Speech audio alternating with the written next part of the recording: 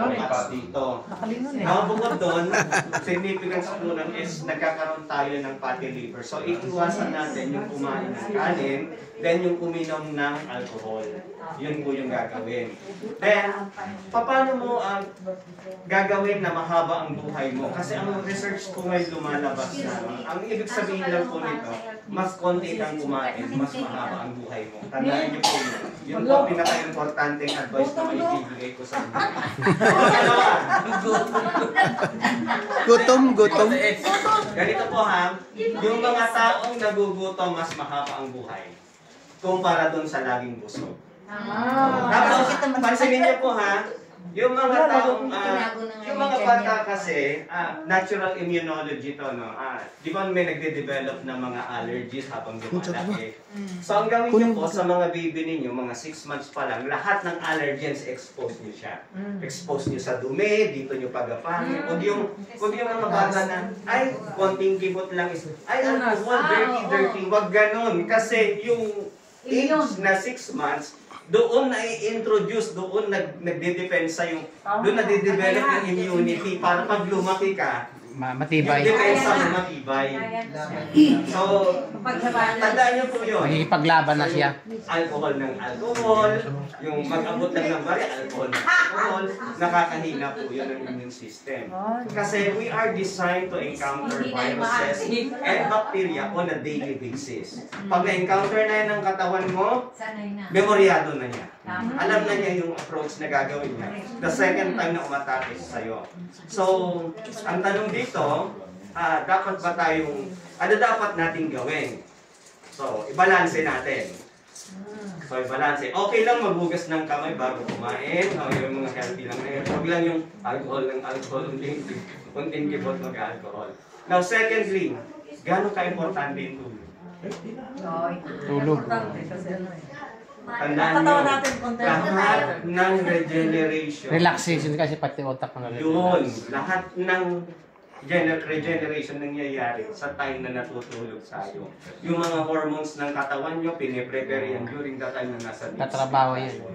So, ramdam nyo yan. Pag kulang kayo sa tulog, wala kayong energy kinabukasan. Ramdam nyo yan. So, pagka kumumpul yan, ang mangyayari sa atin, magkakaroon tayo ng sakit. So, yun yung pine-prevent natin. Kasi yung isang araw mo lang sa emergency room, 20 to 30,000 ubus yan. So, kung if you're trying to save some money, tapos sinasacrifice mo yung tulog, think twice kasi dapat i-balance mo yan. Kasi para saan yung sinisave mo? Para doon sa emergency. So, yun yan eh. So, para doon yun sa mga taong kulang sa tulog. Now, last, ito po, advice ko sa inyo. Gaano ka-importante sa inyo yung ehersisyo? Yan ang kulang ko. Tinikling. Ganito lang yan. Ito yung health, no? Ganito lang po kasi yan. Kung ano yung pumapasok, dapat nabuburn yun. Balanse. Balanse. Kung hindi mo nabuburn, let's say matakaw ka masyado, mataas to, ito yung burning mo. So pile up ng pile up yan hanggang magbara na yung mga ugat mo. Magkasakit ka na, magka-diabetes ka na, yun yung ikakamatay mo. Ngayon, ganito lang yan ha. Tatandaan ninyo, dapat balance yan. Pagka kumain kayo, dapat i-burn nyo. So at least meron dapat mga exercises na 2 to 3 times a week na nag-exercise kayo ng 1 hour to 2 hours. No, pwedeng Zumba is okay. Kasi as long as nag-move kayo, gumagalaw kayo na natatagtag yung katawan ninyo.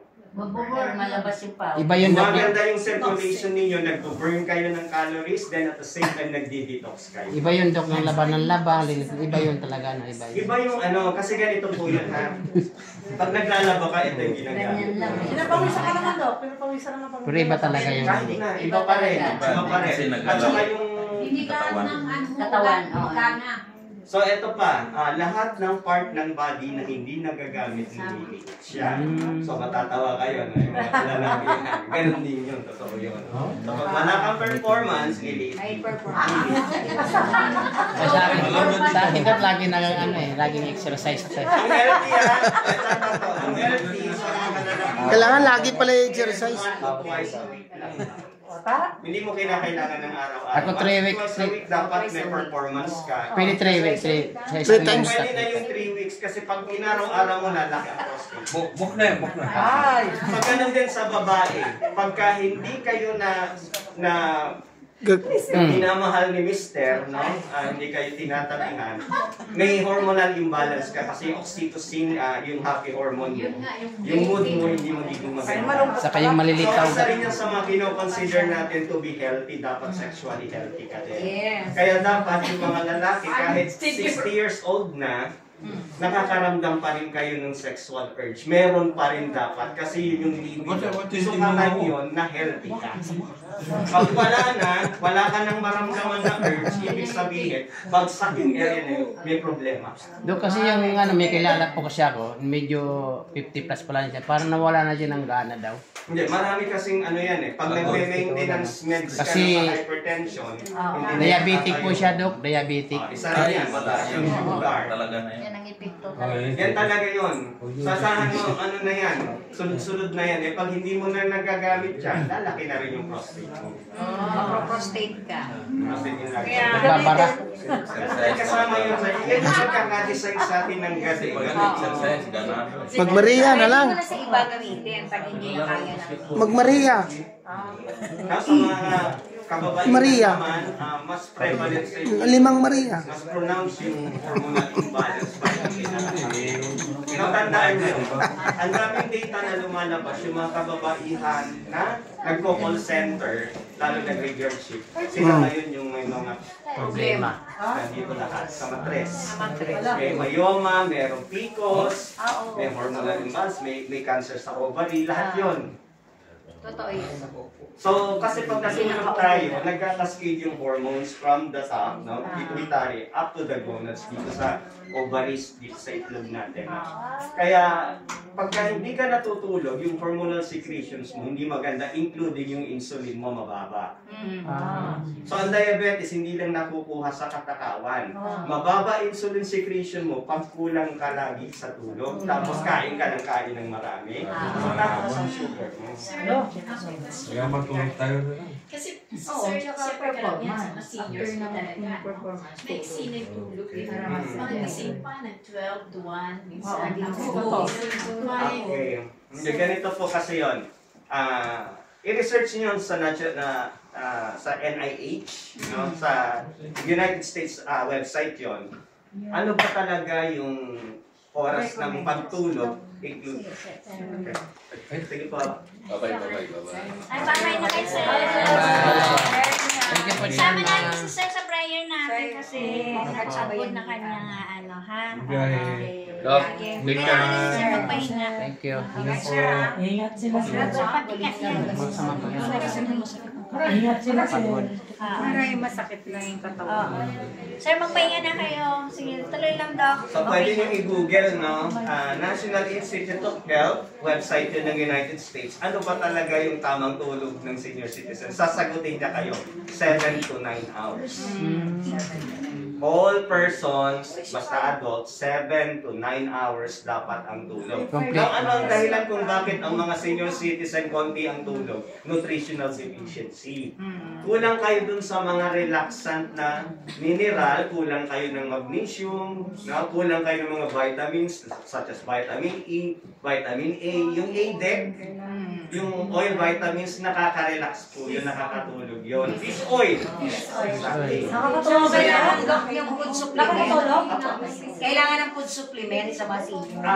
Ang mga, ayan, tama po yun. Supplementation. Isa yan sa mga dinidiscuss namin para itama kung ano man yung dapat itama sa katawan.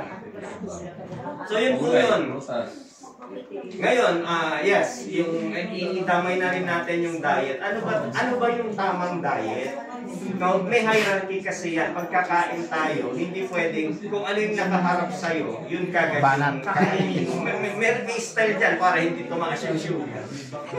Unang-una, kung may access ka sa vinegar, yun yung unang-unang dapat papasok sa bituka mo, yung vinegar muna. Yung kasi acetic acid, exactly. Yung acetic acid, kahit anong vinegar, kung wala kang apple cider, Basta vinegar, katulad ng mga atsara may vinegar yan. Naubo na dapat na pumapasok yan sa bituka para mapigil niya Madipinsahan niya. yung mabilis na pag-release Madidipinsahan na, no? glucose dun sa blood niya. Okay. Kasi ang ano niyan, once na tumaas na yung sugar, eto yung gagawin. Tandaan niyo to. Sino inaantok pagkatapos kumain? Mataas kagad ang sugar. Ako yun, pagkatapos inaantok. kumain. Kaya kayo inaantok.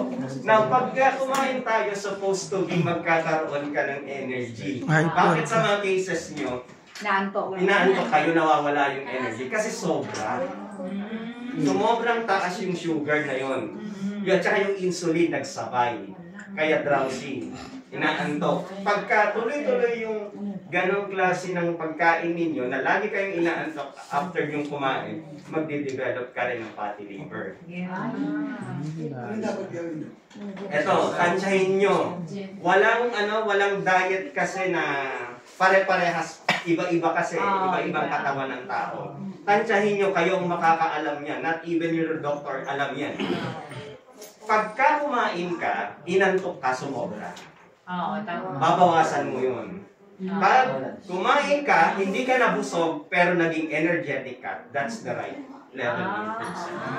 Ganun lang yun, natatandaan nyo yun. Kasi pag hindi nyo yun nasunod, lagi kayong inaantok. Ang bilis nyo mag-develop ng chronic diseases.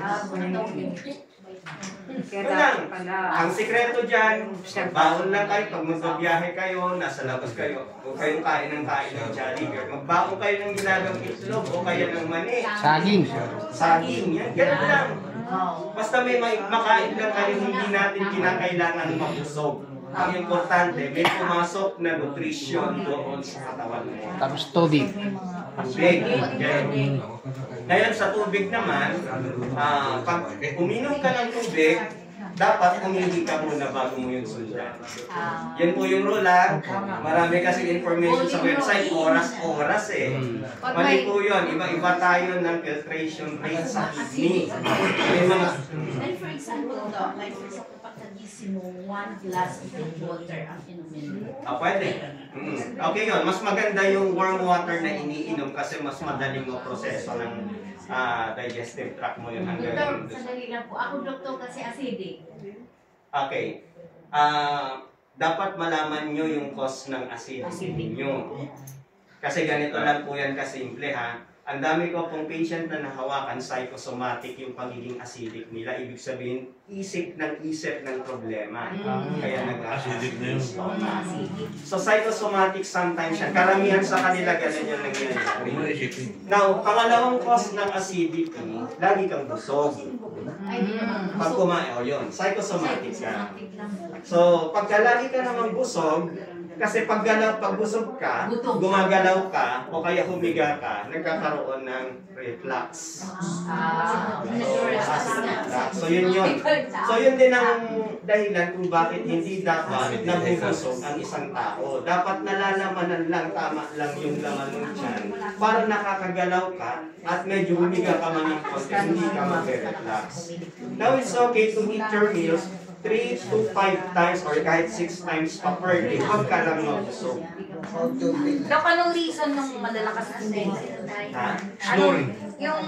Anong rason ba't yung iba malalakas uminig? Okay, common Oxygen. denominator sa malakas uminig, obesity. Yung Busy. mga mataba. Oxygen sa ugat. Yan yung most ng obese kasi, nagiging masikip yung daanan ng hangin dahil nga doon sa mga fat build up. Kasi kala mo lang malaki yung tiyan mo, pero pag nakakita na kayo ng na autopsy na mataba, pag binuksan dito, pati yung puso balot na balot sa taba. Hanggang dito. So imagine nyo yun. Yun yung mga kinain nyo na hindi nyo nabuburn. Nandoon lahat yun. Tago. Kaya na pagka medyo mataba ka, hirap kang huminga, onting kibot mo na hinihingal ka kasi hindi na rin makapap yung puso ng maganda. Tago niya, hindi na release. So yun lang yung mga aayusin nyo. Huwag nyo hintayin na Malakas magilik, pero may Tumigay ka medyo tignan niyo yung size ng pag lumalaki yung tiyan natin, isa yan. Pag bumibigat tayo, isa rin yan. Iba kasi yung nag-build ka ng muscle at bumibigat yan. Iba yung nag-build ka ng fat, tapos mabigat ka. Iba yung dalawang yun. Nare-release din yung kaluluwa. Okay. Sa babae po ba? Or sa... Okay. What do you mean continuous urination sa gabi? Ano po, kahit sa araw or sa gabi, madalas Ihi ng ihi. So, frequent urination. Yes. Okay, continuous urination kasi sa walang ganun sa medical term. Frequent urination, ito yung mga causes yan. Pag mataas ang sugar mo, ihi ka ng ihi. Pangalawa, pag may UTI ka, ihi ka rin ng ihi, pero hindi mo mailabas lahat. Unti-unti. Now, pangatlo, it could be due to your medications kasi may mga iniinom kayong diuretics, kaya ihi kayo ng ihi. Lalo na kung meron kayong hypertension, tapos may mga binigay na maintenance sa inyo, ayan, pampahihirin yan.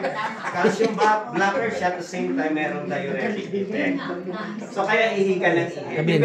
Depende yun. Pero ang number one cause niyan, kung bakit ka ihi ng ihi, is Hindi. pag mataas ang Yung sugar, yung ihi ka ng ihi. tsaka kape. Dapat hindi kayo umiihi. Hindi okay yung once to twice gumigising kayo. Hindi. Dapat hindi ka umiihi sa gabi. Kasi may tamang proseso din yan eh. Ang pag-inom ng tubig sa Chinese traditional medicine, nakasabay siya sa araw. So, ibig sabihin, habang sumisikat yung araw, iinom ka na ng tubig. Habang tumataas yan, umiinit yung temperature, mas marami yung tubig na iniinom mo.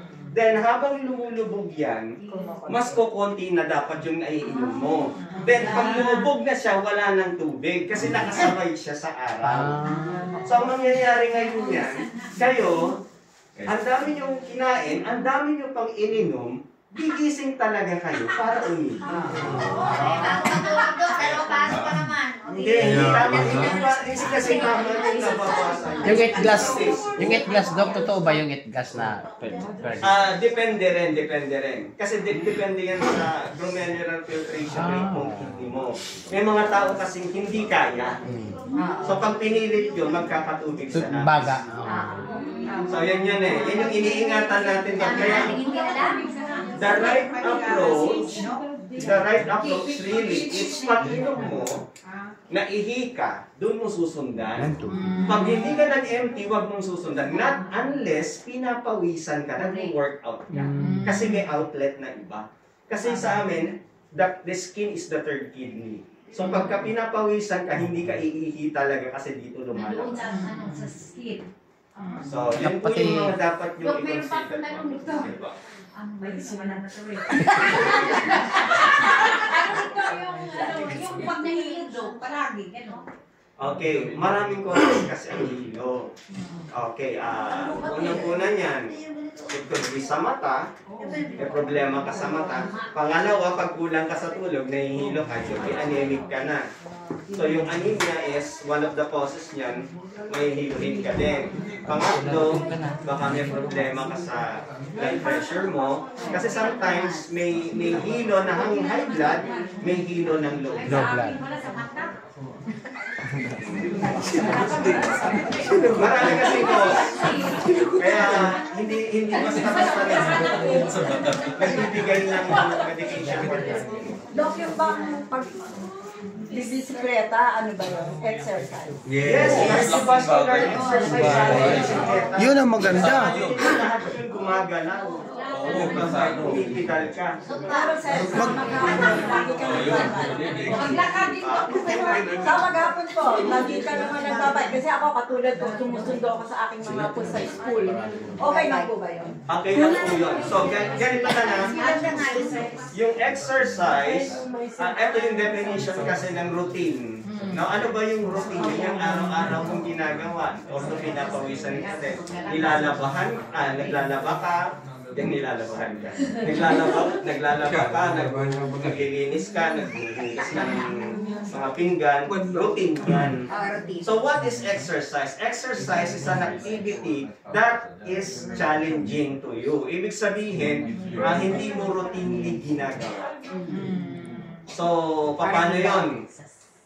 Do you believe dun sa saying na growth is always outside of your comfort zone? Yes. Diba? Yes. Gusto mong yumaman, magtatrabaho ka, that's outside of your comfort zone. Gusto mong maging healthy, magda-diet ka, mag-exercise ka, that is, again, outside of your comfort zone. Ang exercise is outside siya sa comfort zone, hindi siya part ng routine. So, dapat maglalaan ka ng oras para gawin mo siya, then dapat mahihirapan ka doon sa ginagawa mo, hindi yung kaganyan-ganyan ka lang. Dapat may mahihirapan, may exert ka ng effort kasi exercise really is outside of your comfort zone. Okay. Ano kasi nagbo-burn tayo ng calories during the time na nag-i-sleep tayo. So, papansinin nyo, pag natutulog tayo, doon talaga lalabas yung pawis ng tayo. Tama po. Ngayon, ibang usapan kasi pag nag-aircon ka, naman, hindi ka papawisan, pero iihi ka naman. Iihi ka ng iihi pag malamig. So, yun. Way kasi na dapat i-excrete, ilabas yung ibang toxins sa katawan, it's either through sweating or through urination. Parehas lang yun. Sensational pala sila yung sinasabi mo na paggabi dapat hindi ka naiihi. Hindi ka na iihi kasi huwag ka na dapat iinom 1 to 2 hours before sleep. Lahat ng dapat niyang inumin kasi ang kidney nagpapahinga siya. Hindi dapat, ang trabaho niya gumawa ng ihi, hindi dapat gawa ng ihi. Dapat nagpapahinga siya. Ang puso nga, bumabagal yung tibok pag nagtutulog. Yun lang yung pahinga niya. So, ganun din yung ibang internal organs mo, lalo na kung nag-midnight stop ka pa.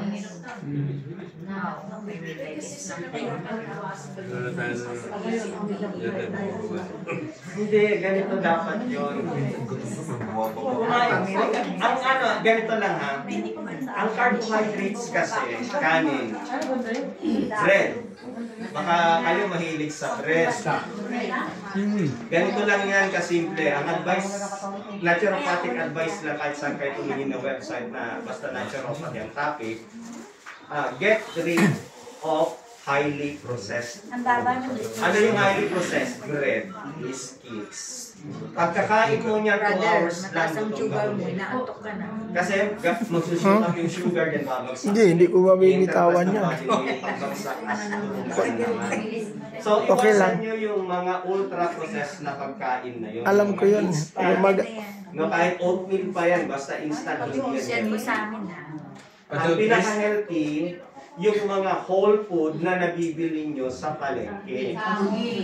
Then, how do you eat these whole foods? Design tayong kainin yung kamote, patatas, yung mga buto at saka yung mga balat dapat nakakain nyo yun. Buto ng Buto ng prutas. Buto ng balat ng gulay. Binabalatan niya. Di ba yung pipila binabalatan niya. Yung kalabasa binabalatan niya. Dapat nakakain nyo lahat yun. Pati balat? Yes. Oo, nakakain yun. Basta pag binili ka, yung green pa, pag ginog na malutong na, hirap nang nguyain, masira ang teeth mo. Sa mga susunod nating lectures, i-discuss ko yung color coding sa pagkain. Pero tignan nyo yung Maganda yun. Sige, Dok. kasi ang pagkain po kasi is mas makulay siya. Nandoon yung sustansya, nandoon yung antioxidants. So, ang ginagawa sa talong, hindi pa binabalatan. Dapat hindi pala. So, mas masustansya yung balat ng talong kaysa dun sa laman. Ganon din sa Kaya pala, mangosteen. Ano ginagawa niya? kaya pala lagi kakainin yung balat. Kung kaya mo. Laga.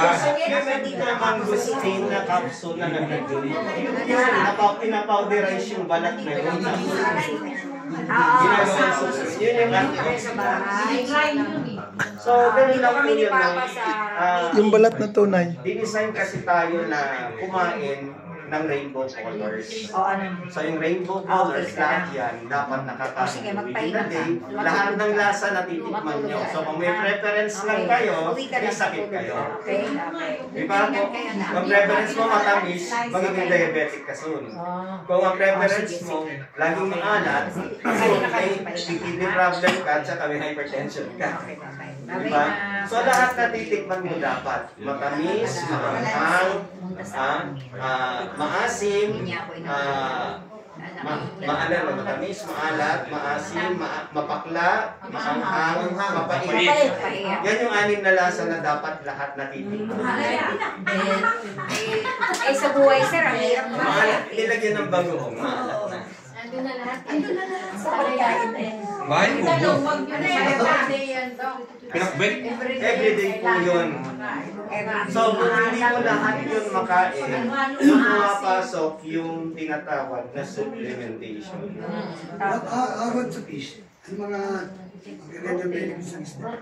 Actually, tama si ma'am, no? Seafood kasi yan. Kaya lang, kung medyo may problem ka sa uric acid, iiwasan mo yung isdang walang kaliskis.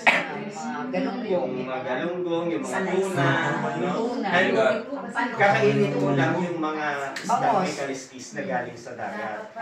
Na okay din naman yung mga tabang, huwag lang yung galing sa fish pan na pinakain ng fish. May nakita ko yung may manukan sa taas. Tapos yung pupo nila yung kinakain. Hindi healthy. Yung tilapia, sir, no? Hindi masyadong healthy. Okay naman po ang tilapia. Pag galing sa ano? Nahuli na sa ilo. Sa ilo. Huwag yung alagin Pero ba? may Huwag fish yung naman alaga. sir na hindi naman ang ginagamit nila, yung feeds, mga planktons, hindi pinapakain. Okay yung pag-planktons. Kasi yun din yung kinakain ng balyena eh. Planktons eh. Okay yun pagka yun ang food nila. So tatandaan nyo dyan eh sa balanced way of living, kumbaga man. Na kung mas mahaba yung time mong nakaupo ka kaysa sa gumagalaw ka, asahan mo magbigyan ka ng weight, tapos pag naging medyo obese ka, malapit-lapit ka sa hypertension, malapit-lapit ka sa diabetes. Lahat yan kasi metabolic disease yan eh. So pag hindi ka gumalaw, hindi ka nag-diet. Yun lang po. Na napaka-importante na dapat i-balance natin ang ating pamilya. So maraming salamat po. Thank you, Doc. Knowledge power kami.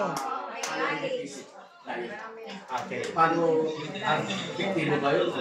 Effective po ang caloric deficit. Kasi yan yung term na ginamit dun sa mga studies for longevity.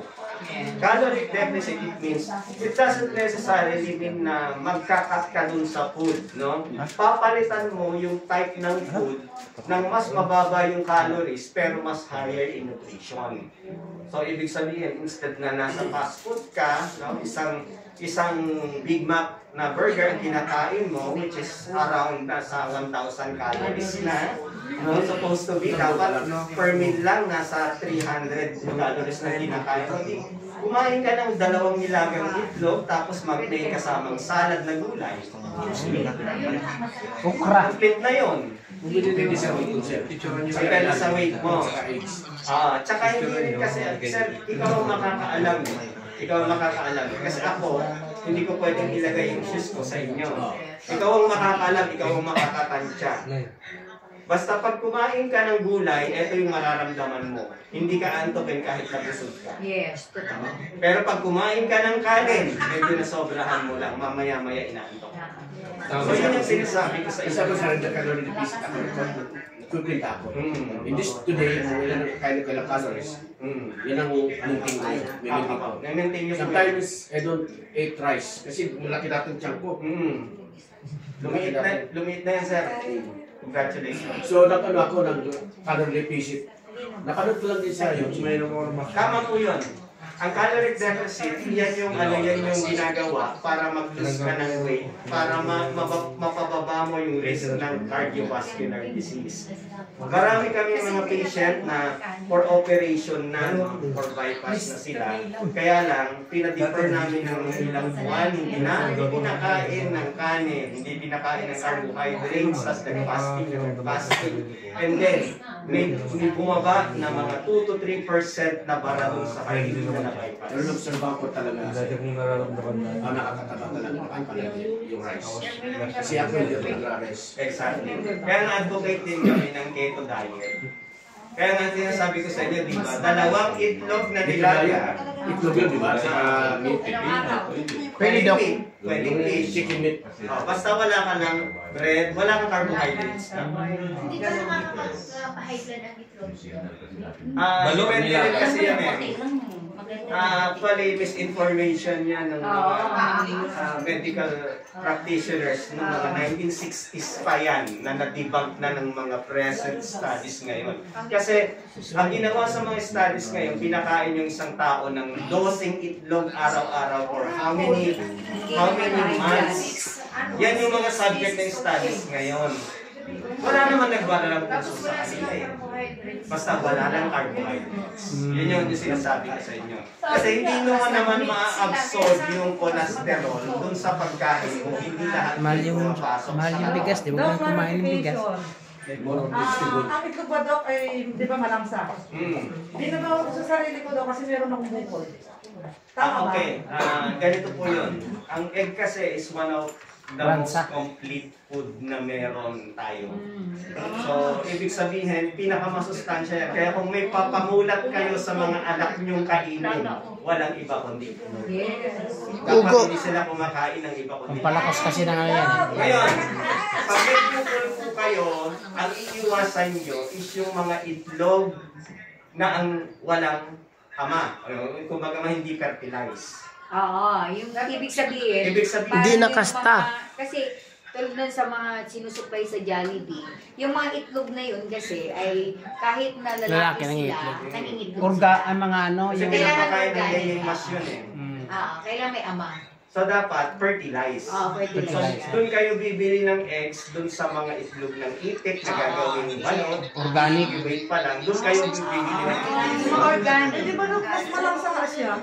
Okay lang yun? Alam niyo po, walang kinalaman yung isa sa pagkakaroon ng bukol. Katulad niyan, ang isda. Malansa rin naman ang isda eh. Kailangan ng katawan niyo ng protina. Kasi ganito lang yan. Pag nag-vegan ka, okay, nutritious yung vegan, no? Kaya lang pag hindi mo nasapatan yung protein intake mo, maraming babagsak sa'yo. Mapipigil yung regeneration mo. So, go for the balance lang. I-balance mo siya. Marami kang gulay, may protina ka din. Tapos when it comes to protina, ang iiwasan mo lang lahat ng process, lahat ng kumain ng beans. Yun lang. Pwede kang kumain ng manok, kaya lang native. Organic na Pwede kang kumain ng beef. Na-debunk na rin yan, na bawal sa cancer yung beef. Ang beef kasi, sila yung type ng meat, ready meat na kumain ng damo. Basta kumain ng damo, mataas yung nutrition yan, mataas ang omega-3 yan. Makakatulong yan sa regeneration. Basta go for moderation. Hindi porket sinabi kong beef, may araw-araw yung beef. Go for moderation. Diba? Kasi ilang Kambing. na tayo ng health. Yung kambing, sir, Kambing. Healthy ang kambing kasi wala namang ibang kinakain niyang kambing. Dumo. Kalabaw. itlog ng kubo. Ay, ano yan? Fish yun eh. Para magkaitlog, pinapakain sila.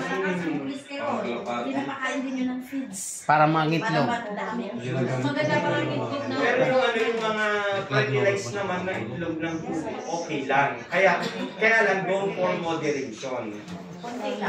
Ganito yan ha, kung hindi ka naman nag-bodybuilding, hindi ka nag-gym, bakit ka kakain ng 12 itlog? Pwede kung nag-gym ka. Yun yung source ng protein mo eh. Pero kung hindi ka nag-gym, i-moderate mo lang. 6 siguro pwede na. Tapos, mababa yung carbohydrates mo. Kasi pag mataas yung carbohydrates mo, 6 yung itlog mo, tataas ang cholesterol mo. So, kailangan niya yung konti Ako meron mo lang, normal lang, dalawa. Pwede naman yung... Ako, dalawa lang yung kinakain ko kasi pag isa, Pero wala hindi kang pwede. masyadong carbohydrates. I-google nyo rin ha yung mga information. Kung saan nyo nakukuha, dapat kukuha kayo ng information sa mga studies, huwag yung sa YouTube. Yung nag-discuss lang, dapat nakabase siya on a study. Tapos, titignan nyo kung ilan yung similar studies. Kung marami na yung studies na similar yung topic, ibig sabihin, na-stipulate na yung general conclusion doon na hindi siya sagap or hindi siya dangerous sa health. Which is yan yung nangyari sa egg. Ang daming egg study na ngayon. Ang naglalabas lang ng negative na journal is yung JAMA. Yung Journal of American. Kasi ayaw nila eh. Ang gusto nila, may maintenance ka. Which is, ang ginawa doon sa mga Asian studies, lalo na mga Japanese studies, pinakain talaga ng itlog. So yung may mga bara ang puso, nawala pa yung bara sa puso. Hindi naman nakakain lang ng itlog naman pa na solusyon. How about yung ano? Manok ba o ano? Kaya lang may mga lang na healthy. Nancy, itlog pala ang solusyon. Rolled oats o kaya steel cut. Other than that, hindi na siya healthy. Yung mga quick cooking, instant, hindi po sila healthy. Ayun pala yun. Kaya hindi porket oats, sinabi sa inyong oats, kakainin nyo na. Dapat steel cut siya o kaya rolled lang yung sinasain. Paano sir yung ano, outro yung kailangan meron kang breakfast before yung kung ano mang gagawin mo? Pwede ka ba mag-skip ng breakfast o what? Yes. Yes. Pwede. Pwede diretso brunch.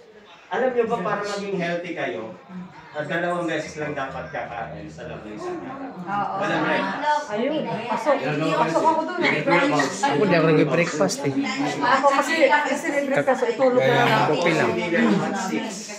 Para mahaba yung Panunaw. 6 hours lang yung window of opportunity na kumakain ka. Tapos yung fasting mo is 18 hours. Yun yun. 6 o'clock daw. Tangali ulit sa Umaga, ano pagkaramdam nyo? Mas may energy kayo pag gano'n ang ginawa nyo compared to sa... Laging busog. Hindi kung lagi kang busog, dapat ipapractice mo yung katawan mo na kunti ang kain.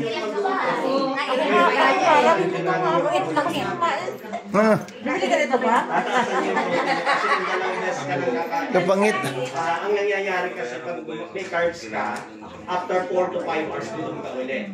Pero kung mataas yung protein, mataas din yung veggies mo. So yung dalawa lang yung kinain mo. Umaabot ka ng 6 to 7 hours bago magutom.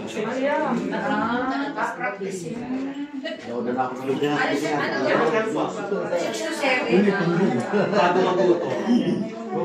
Pag naka-keto diet ka, let's say kumain ka ng isang isda, isang buong isda, pinasap mo yun, tapos may kasama siyang puro dahon ng gulay, yun yung fiber mo. Hindi ka magugutom kasi yung taba ng isda, nandun na rin yan, high in fat, high in protein ka na. So, bago yun magamit ng katawan mo, it takes mga 7 hours. Gusto daw kung nangyari sa akin yun, pagkakain ng kapag-tulog. Pagbangon na hilo ako. Sumobra. Kasi tandaan nyo, yun yung barometer doon. Dapat hindi ka aantukin. Pag inantok ka, adjust. Kaya, huwag yung di ba nagpaplano naman kayo? Di ba nagbabudget kayo ng pera? Nagbabudget tayo ng pera eh. Kasi pag-tuition ng anak, pag-gastos natin. Binabudget yan, pinaplan mo yan. Dapat yung pagkain nyo na. Pinapasok sa dito. Kung gusto nyo maging healthy, nakaplano yan. Within this day, ito yung kakainin ko. Nakaplano, nakalista na dapat yan. Tapos, on a daily basis, as much as possible, advance ka ng 3 days. Tapos, huwag kang magde-deviate doon. Kasi pag nag-deviate ka, ay magmamakutotan. Masisira yung health. Daw, isa pa daw. Yung bago kumain mo ng isang glass ng tubig na maligam lang. Okay, when it comes to water, ito yung tamang approach. ang tubig hindi dapat kasabay ng pagkain. Kasi ang stomach natin nagpo-produce ng hydrochloric acid during the time na kumakain tayo. Now, drinking some fluid would dilute the hydrochloric acid in the stomach and then mas tatagal yung digestion ng food mo. Pag bloat ka, parang feeling mo. Na-stuck kasi. Bakit yung iba sir, umiinom muna ng tubig bago kumain? Is that 30 okay? minutes. 30 minutes. 30 minutes before meal and 30 minutes after meal. Ngayon kung kailangan mong uminom ng tubig, konti lang tapos dapat mainit. Tama yung customary ng mga Chinese na may kasabay silang tea during the time na kumakain. Tapos maliliit lang yung baso. Kasi hindi ka kailangan uminom ng maraming fluid during the time na kumakain ka kasi madadilute yung stomach acid.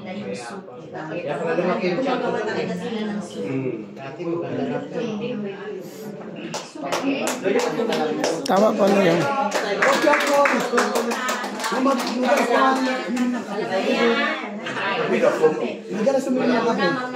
Okay lang po. Okay lang po ang coffee. Hindi bawal ng coffee. Actually, maraming studies na nagpapatunay na yung coffee drinker mas mahaba ang buhay.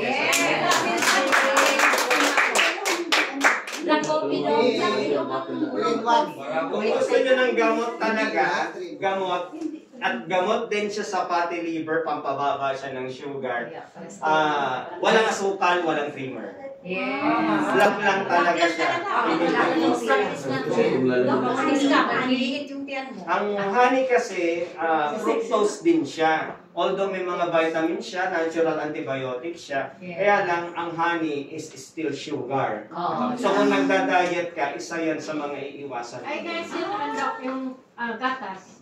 Ang gatas naman, depende rin eh. Kasi ganito po yan eh.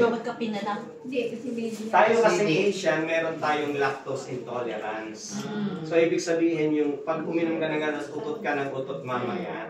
So ibig sabihin may lactose intolerance ka doon. So ibig sabihin pag sinabay mo yung milk doon sa kinain mo, hindi ma-absorb yung ibang pagkain mo.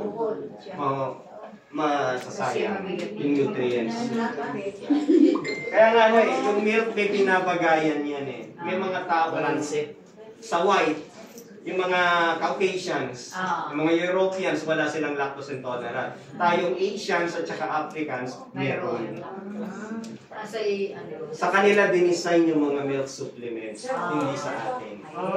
Mas preferable, no, yung mga milk natin is soya milk, no. Again, may mga studies naman na hindi related yung soya, yung estrogen ng soya, sa estrogen ng bukol sa ano. Hindi siya related. Tignan mo to. Tayong mga Pilipino, mas mataas ang rate ng breast cancer natin compared sa mga Japanese. Pero ang mga Japanese, ang taas ng consumption ng soya at saka tofu. So, kung talagang contributor sila, dapat mas mataas yung cancer rate nila. Hindi, tayong mas mataas eh. So, may ibang relationship. Kung nga kaya yung taho, iniwasan ko ngayon, hindi na lang may bukol ako. Hindi ho siya related. Now, ang iiwasan nyo is yung mga GMO na soya. Most of this nanggaling sa States, no? Mga GMO kasi yun eh. Yun yung nagpapalaki ng bukol. Kaya kasi sa atin sir, mapag-budget kasi dami mga pictures na yun. Yun na nakaka-distract sa atin. Mga pictures. Magbabasa kayo ng label. Magbabasa kayo ng label. Okay lang yung tofu. Okay lang po tofu. Siguro nga. Tapos, ang mga healthy oils lang na pwede nyo gamitin. Actually, yung taba ng baboy, mas healthy pa siyang gamitin sa pagluluto kaysa bumili kayo ng canola oil. Kasi once na Oo. Kinakain naman sa probinsya yan, hindi naman na high blood.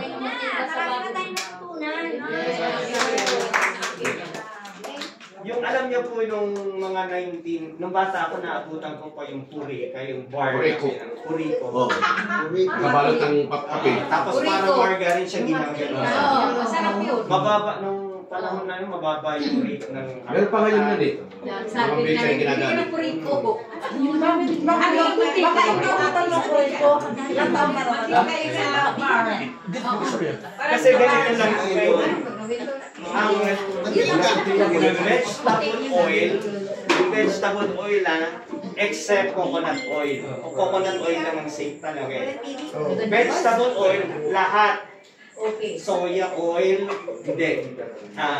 Canola oil, sunflower oil. Pag nainitan sila, makikita nyo doon sa Wala. kawali, nagbabrown yung gilid.